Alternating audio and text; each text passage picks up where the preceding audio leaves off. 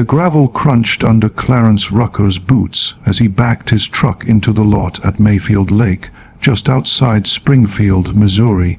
It was barely past 7:00 a.m., the sun still shy of the treetops, casting a soft glow over the glassy water. At 47, Clarence had been anticipating this morning for weeks. His polished aluminum fishing boat, hitched to the truck, gleamed faintly in the dawn light. He'd spent the previous night prepping it, just as he'd done countless times as a boy with his father at this very lake. A thermos of hot coffee sat in the passenger seat, promising a quiet, peaceful day. As Clarence began unhitching the trailer, the sharp sound of footsteps interrupted the stillness. He turned to see a woman in her mid-50s, short blonde hair, sunglasses perched on her head despite the early hour. She clutched a clipboard like a shield, her forced smile never touching her eyes. "You can't park that here," she called out, her voice cutting through the calm with authority. Clarence blinked, setting the wrench down on the trailer hitch. "I'm sorry." She marched closer, her steps deliberate. "This lot is private, for community use only. You need to move that boat."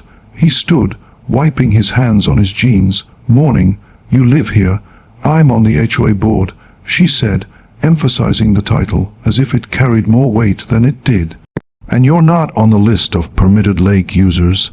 The lake's restricted to the Mayfield Hills Fishing Club. You're trespassing." Clarence glanced past her, scanning the empty shoreline. "Didn't see a sign." "There's one posted near the pavilion," she replied flatly. "You must have missed it." He nodded slowly.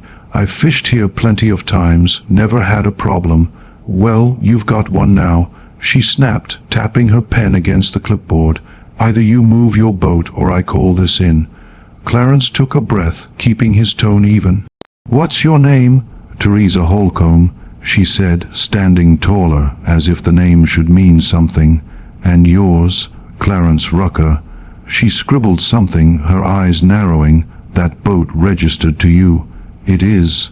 "Well, Clarence," she said, her voice dripping with condescension, "I'm sure you're just unaware of the rules, but you can't just show up and dump your boat wherever you like. We've had issues before. People leaving trash, breaking things. This area is for residents and their guests, under supervision." He watched her, noting the way she said people, with a sneer, as if she'd already decided who he was. It rubbed him wrong, but he didn't say it out loud. "I'm not breaking anything," he said, "just trying to enjoy the water. You need to pack up and leave now." There was a long pause. Clarence looked at the gravel, then back at the lake, its surface undisturbed except for the faint ripples near the reeds. He turned to her. "You sure you want to push this?" She blinked. "Excuse me. You might want to double-check your information," he said evenly. "I think you're mistaken about who owns this lake." Theresa laughed, sharp and shrill. "Is that supposed to intimidate me? Do you know how long I've lived here?" Clarence didn't flinch. "Do you know who purchased this lake 3 years ago? Who maintains it, pays taxes on it, signed off on your fishing club's access in the first place?" For a moment, her face flickered with uncertainty, but it vanished quickly. "You're bluffing," she said. Clarence walked back to his trailer, clipping the line back onto the boat. "All right, you do what you have to do." "I will," she said. "You'll be hearing from the board." But Clarence wasn't bluffing, and Theresa had just started a fight she wasn't ready for. By 9:00 a.m., Clarence was on the water, drifting near the reeds at the lake's eastern edge. His fishing line swayed gently, the air cool and calm. He wasn't in a rush, wasn't even expecting to catch much, just savoring the quiet. The lake stretched out before him, a mirror of his childhood memories, each ripple a reminder of his father's laughter and the lessons they'd shared on these shores. His peace didn't last. A white golf cart appeared near the dock, its tires crunching against the gravel. Clarence didn't need to squint to know who it was.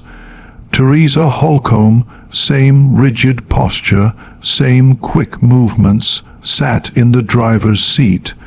Beside her was a man in a windbreaker, a radio clipped to his belt, likely one of the HOA contracted security guards. They stopped at the dock's edge, Theresa planting her feet wide, as if commanding a courtroom. "Clarence Rucker," she shouted across the water, "this is your final warning." He reeled in his line slowly, turned his chair, and waved. "Morning again, Theresa. I've contacted the sheriff's office. You're in violation of HOA regulations. You are to leave the premises immediately." The man beside her leaned in, whispering something. She shook her head, cutting him off. Clarence stayed seated, hands folded in his lap. "That man with you, he got a badge or just a walkie-talkie?" Theresa stiffened. "You don't need to worry about that." "Well," Clarence called out, "if you're gonna accuse someone of trespassing on private land, you might want to make sure you're not the one trespassing first." The security guard, young, maybe mid-20s, stepped forward. "Sir, can I ask what your business is on the lake?" Clarence nodded. "You can ask. I'm fishing." "Are you a resident of Mayfield Hills?" "No." "Then I'm gonna have to ask you to come ashore." Clarence pulled his tackle box closer, not getting up. "You ever hear of Crescent Holdings?" The young man paused. "Can't say I have." "Figures," Clarence said. "They're a private trust. Bought this land and the lake 3 years ago. It's owned and managed by them. I'm the sole trustee." Theresa scoffed. "What? You expect us to believe that?" Clarence smiled faintly. "Don't really care what you believe. The paperwork's filed with the Greene County Recorder's Office. All public record. You can look it up right now." The guard looked at Theresa, then back at Clarence. "Do you have identification on you?" "In the truck. I'll show it to a deputy when they get here." "That's who you called, right?" The guard shifted uncomfortably. Theresa, however, doubled down. "This lake has been part of our community for decades," she snapped. "Just because some shell company buys the land doesn't mean you can roll in here, act like you own it, and disrupt our peace." "Ma'am," Clarence said, his tone steady, "I didn't disrupt anything. You came to me." Her face flushed. "You know what? Fine. Let's let the sheriff sort it out." Clarence leaned back, casting another line, not looking for sympathy, just some peace and quiet. But Theresa couldn't let it go. This wasn't just about a boat. It was about control, and she was starting to lose hers. Clarence packed up his gear by early afternoon, the sun now high and unrelenting. The silence in his truck was a welcome relief as he drove the 10 minutes to his modest single-story home on County Road 102. Pale green with fading white trim, it was a house built for living, not showing off. His dog, Jasper, barked once from the porch as Clarence pulled in. He waved, a faint smile breaking through, but didn't linger outside. Inside, he kicked off his boots, tossed his keys onto the hook, and grabbed a framed photo from the shelf near the door. It was old, edges faded, a soft crease running down the middle. His father stood barefoot by the lake, holding a fish with both hands, grinning like he'd just won the lottery. Clarence, no older than 10, smiled up at him in grass. Stained jeans and crooked teeth. "Dad," he muttered, "you'd have handled her a lot better than I did." He poured a glass of iced tea and sat at the kitchen table, thinking about Theresa's face, the absolute certainty in her voice, the way she'd written his name like he was a trespasser with bad intentions. She hadn't cared who he was. She hadn't asked. She'd assumed. Clarence stood, walked to the filing cabinet in the hallway, and slid open the bottom drawer. Inside was a blue folder labeled Mayfield Lake, title and access. He pulled it out, laid it on the dining table, and flipped it open. There it was, the deed transfer from the previous landowners, signatures from Crescent Holdings, his name as trustee, and the agreement granting conditional use of the lake to the Mayfield Hills Fishing Club. Renewable annually but subject to review. No renewal had been filed in the last 10 months. He chuckled dryly. Guess they forgot who they were dealing with. The lake wasn't public, never had been. The old owners had allowed neighborhood access out of generosity, and Clarence's father had helped build that understanding. He believed people should share in nature as long as they respected it. But after Clarence inherited the trust, the same neighbors who'd once shaken his father's hand had grown distant. A few waves here and there, no real effort to know him. Except Theresa, of course. She hadn't even made eye contact. He looked over the paperwork again. No technicalities, no loopholes. The access was a courtesy, not a right, and he had every legal standing to revoke it. Still, Clarence didn't want to act on impulse. That wasn't his way. He wanted to give the benefit of the doubt. But this wasn't just about one woman's rudeness. It was about entitlement, about respect. He picked up his phone and dialed a number he hadn't called in a while. "Hey, Mr. Lang," he said when the voice answered. "Yeah, I know it's been a minute. Listen, I need a favor. Can you pull up the HOA agreement file from 3 years ago, specifically the fishing access clause? I've got the physical copy here, but I want to double-check a couple things with you."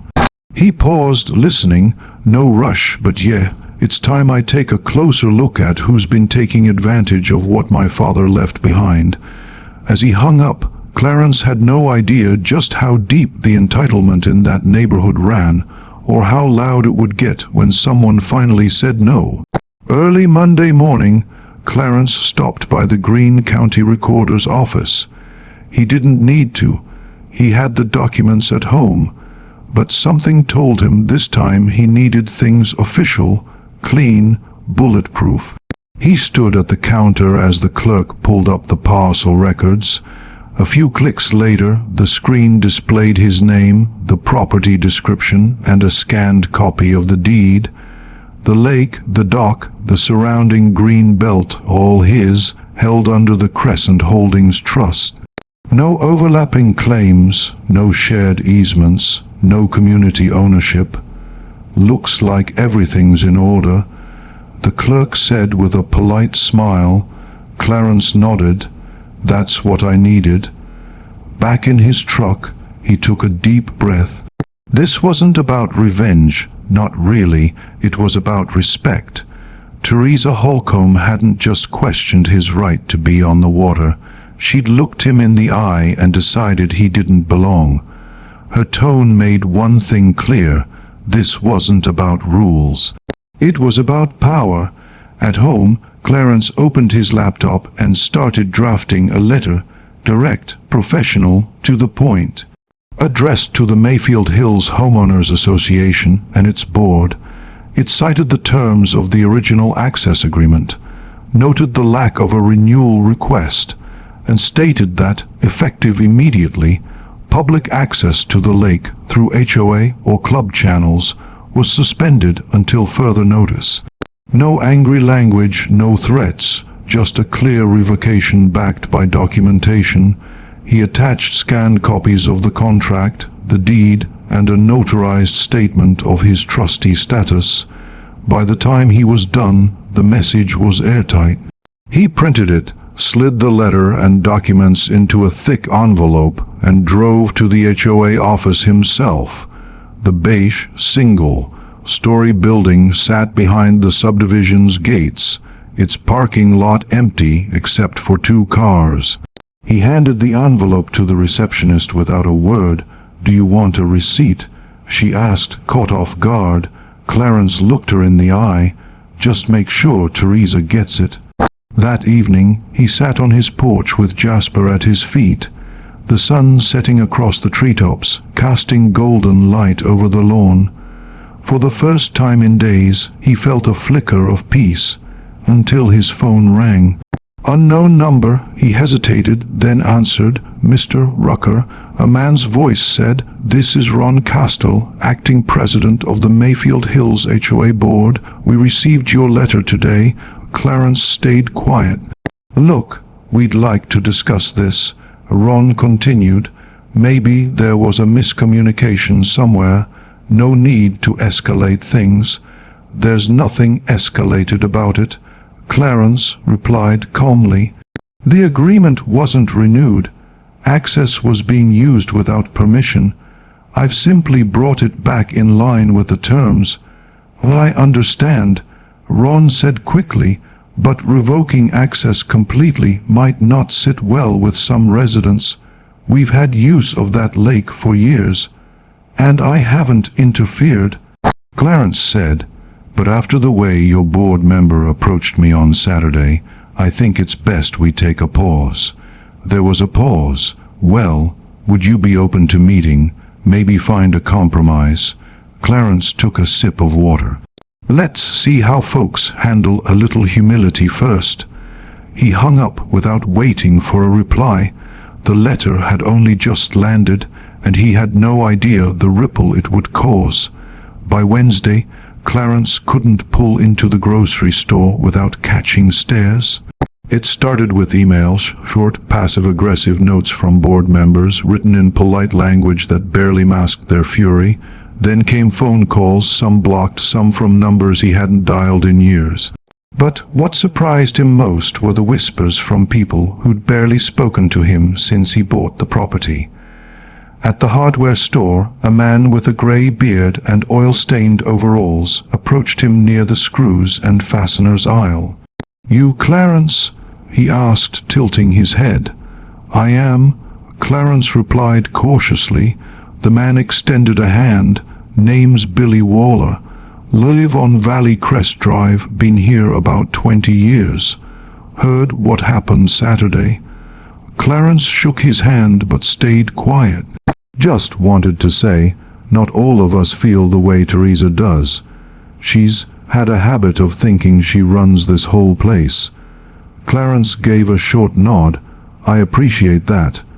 She even told my wife last year our porch furniture didn't match the neighborhood aesthetic. Imagine that."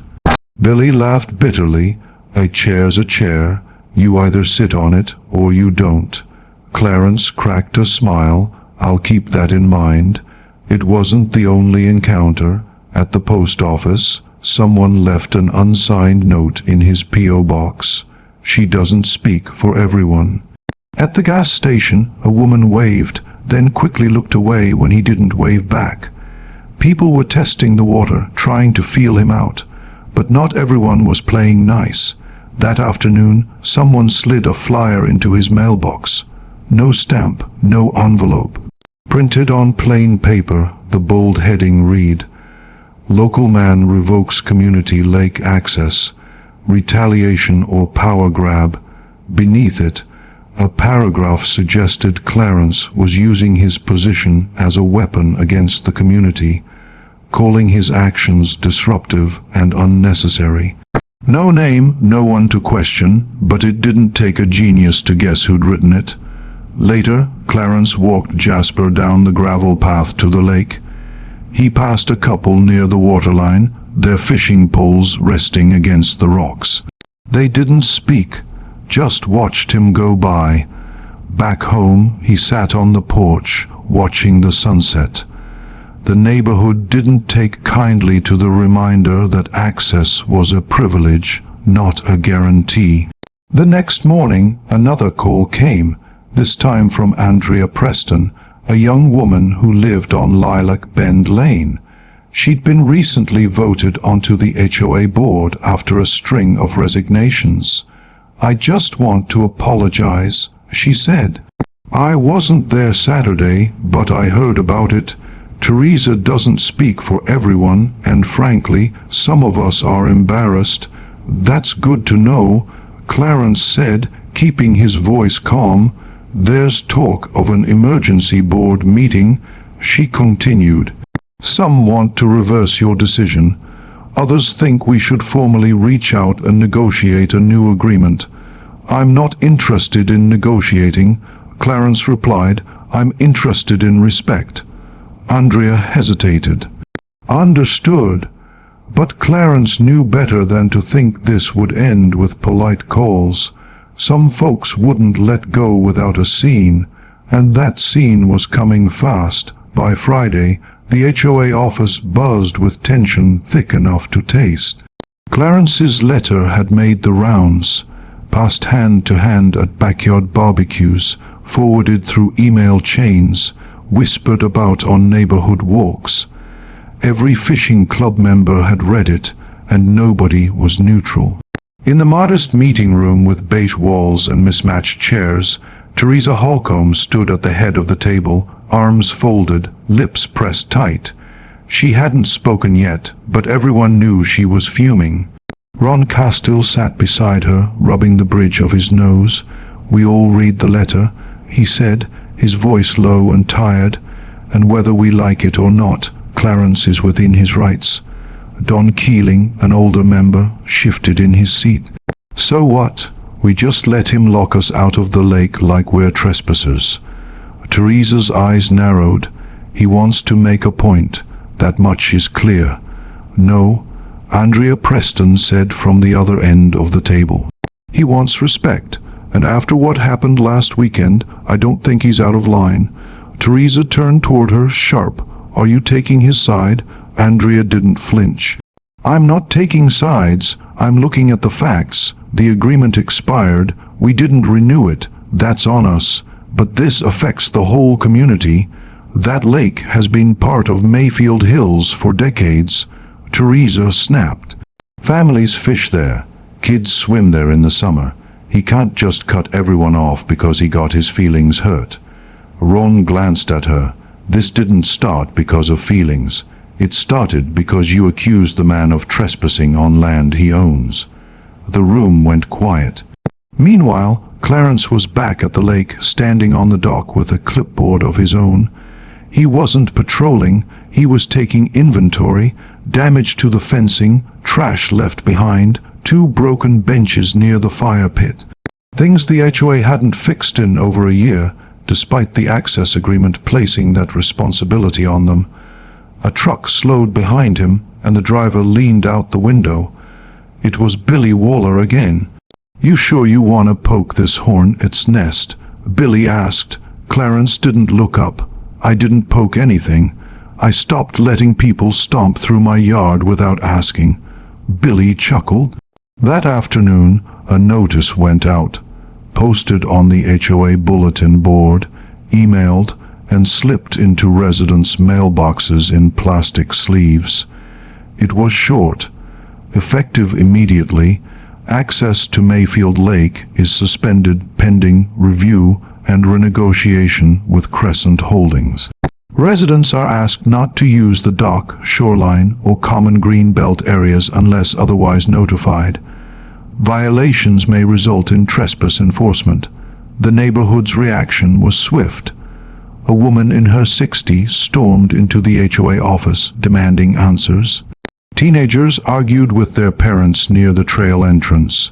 Online forums lit up with speculation, frustration, and half-baked legal theories. One post claimed Clarence was planning to sell the lake to a private developer, though no one could say where the rumor came from. That night, Andrea Preston knocked on Clarence's door, staying a step back. "I wanted to check in," she said, "and ask if you'd speak at the upcoming meeting." He raised an eyebrow. "To say what?" "Whatever you think they need to hear," she replied. "They don't know you, they just know Theresa's version." Clarence thought for a moment, then nodded. "All right, I'll come." But agreeing to show up was one thing. Facing a room full of angry neighbors was something else entirely. The community room at Mayfield Hills filled faster than anyone expected. Folding chairs were pulled from closets, Neighbors stood along the back wall, and some lingered outside the open doors. It was the biggest turnout in years, not for budget talks or pool renovations, but to hear what Clarence Rucker had to say. He stood near the front, off to the side, in jeans and a plain button-up shirt. No podium, no papers, just him calm watching. Theresa sat dead center in the front row, arms crossed, jaw set like concrete. Behind her were faces Clarence recognized, some vaguely, some not at all. Most were quiet, a few avoided his gaze. Ron Castill stepped up first. "Thanks for coming, everyone. I know this wasn't a scheduled meeting, but we felt it was important to address concerns about lake access and recent events." He glanced at Clarence, who nodded. "Clarence Rucker has agreed to speak tonight. I'd ask that we keep things respectful." Clarence stepped forward, looking around the room slowly, meeting eyes when he could. "My father used to bring me to this lake when I was 10, he began. "Before any of this neighborhood existed, we'd fish in the morning, cook on the shore in the afternoon. I learned how to tie my first line right here." A murmur ran through the crowd, heads tilted. People listened. "I bought the lake 3 years ago through a trust that honors his legacy. I kept access open to the community. No fees, no conditions, just expected folks to treat it with care." He paused. "But when someone walks up to you, demands you leave, threatens to call the cops on your own property, that's not just about rules, that's about disrespect." A woman in the back spoke up. "She didn't know who you were." Clarence looked at her. She didn't ask. Silence followed. No one argued. "This isn't about punishing the community." He continued. "It's about accountability. You've been using something that doesn't belong to you without maintaining it, without renewing the agreement, and, at least from what I've seen, without thinking about who's behind it." He stepped back, not taking the spotlight. "I didn't want it to come to this, but I'm not going to apologize for asking to be treated like a person." That last sentence hit hard. A few people lowered their heads. One woman whispered to her husband. Theresa stood, her voice tight. "Why didn't you just come to us? Why go straight to shutting everyone out?" Clarence met her eyes. "You came to me first, remember, on the dock with a clipboard and a threat." She opened her mouth, then closed it, sitting back down slowly. Ron stepped forward. "We're going to open discussion now. No shouting. Keep it constructive." Hands shot up. An older man in a fishing hat said, "I don't care who owns what. That lake's part of this neighborhood's life. Kids have grown up on it. Then maybe the neighborhood should care enough to respect the person who's kept it open." Clarence replied evenly. Another woman asked, "Would you consider renewing the agreement if the HOA handled maintenance and put real guidelines in place?" Clarence didn't answer immediately. He felt the room's weight. They weren't just mad anymore, they were listening. "I'll consider it," he said, "but I'm not rushing. Not until I know folks understand this isn't just land, it's personal." As the meeting wound down, Clarence knew respect couldn't be demanded. It had to be earned. And he'd just made them think about how little they'd offered. The following days were quiet. No more flyers, no anonymous calls, no teenagers fishing behind the reeds. The lake, once a source of conflict, reflected only trees and sky. Clarence didn't expect an apology from Theresa, and he didn't get one. Word spread that she'd resigned from the HOA board to focus on personal matters, though everyone knew why.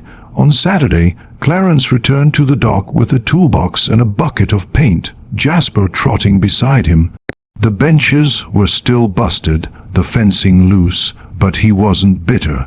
He wanted to fix it, not for the neighborhood, but for himself, for his father. Midway through replacing a rotted plank, he heard footsteps. "Need a hand?" He turned. Andrea Preston stood there in jeans and sneakers, sleeves rolled up, holding a bag of screws and a cordless drill. Clarence nodded toward the bench. "You know how to work that thing." "I do," she grinned. "You wouldn't believe how much HOA paperwork I've fixed with this drill." He let out a low laugh and motioned to the bench. "Be my guest." They worked quietly, the silence comfortable. After about 20 minutes, Andrea spoke. "There's a lot of people who want to make things right. Takes more than good intentions," Clarence said, not looking up. "I know," she replied. "That's why the new board's drafting a revised agreement, maintenance schedules, cleanup, a rotating committee for oversight." He paused, looking at her. "No more clipboards and threats. No more," she promised, "and violations will be handled internally. You won't be bothered." Clarence nodded slowly. "I'll read it when it's ready." Later, Billy Waller showed up with his teenage grandson, Lucas, who held a trash bag and gloves. "Figured we'd help out," Billy said. "Might not fix everything, but it's a start." Clarence handed Lucas a rake and pointed to the trail where broken glass had collected. By sundown, the dock looked new, the benches solid, the path cleared. For the first time since the mess began, Clarence felt something shift, not just in the space, but in the people. At church the next morning, heads turned as he walked in. Some nodded politely. One woman whispered, "That lake's lucky to have you." He thanked her, though he didn't know her name. In the parking lot, a tall, balding man with sliding glasses approached. "You're Clarence, right? I live 2 streets down. My kid caught his first fish at that lake last summer. Never got the chance to thank you for keeping it open." Clarence didn't need the thanks, but it meant something, because it was sincere, unforced. That night, walking Jasper along the trail, Clarence thought of his father. The smell of fresh, cut grass, the sound of a reel spinning, the stillness of morning water. His father used to say people don't know the value of something until it's nearly gone. Clarence understood that now. A week later, he stood alone at Mayfield Lake's edge. The air was cool, the water still, the sunrise painting orange streaks across the surface. He hadn't brought his fishing rod. He didn't need it. He just listened to the absence of noise. No shouting, no conflict, just stillness. Under his arm was a plastic folder with the revised access agreement. Andrea and the new board had worked hard. Clear terms, maintenance days, a 3-strike rule for littering, mandatory renewals, and an orientation for fishing club members about the lake's history and who owned it. Clarence didn't do it for control or an apology that never came. He did it because letting people walk over something precious doesn't just damage the place, it changes how you see yourself. He wasn't about to let one woman's entitlement rewrite a legacy built over decades. At the neighborhood clubhouse, the new board waited for his signature. A few familiar faces were there, some friendly, some unsure, none hostile. As he signed the last page, Andrea leaned in. "We're going to do better." Clarence nodded. "I'll hold you to that." On his way out, he passed teenagers near the bulletin board. They went quiet, unsure what to say. A lanky boy in a big fishing hat stepped forward. "Mr. Rucker, my dad said you fixed the dock. Said I should thank you." "Just take care of it," Clarence said. "We will," the boy said quickly. "Promise." Walking to his truck, Clarence felt something ease in his chest. Not the peace of winning, but of being understood, even a little. He thought of Theresa's clipboard, her certainty, how quickly she'd judged him. He hadn't yelled or fought fire with fire. He'd let the truth and the law speak, and in the end that was enough. The lake taught him that respect isn't demanded, it's walked, quietly, firmly, until others catch up. By standing still, he'd made enough noise for change. If you liked this story, please like, subscribe, and share it with others so they can learn something from it too.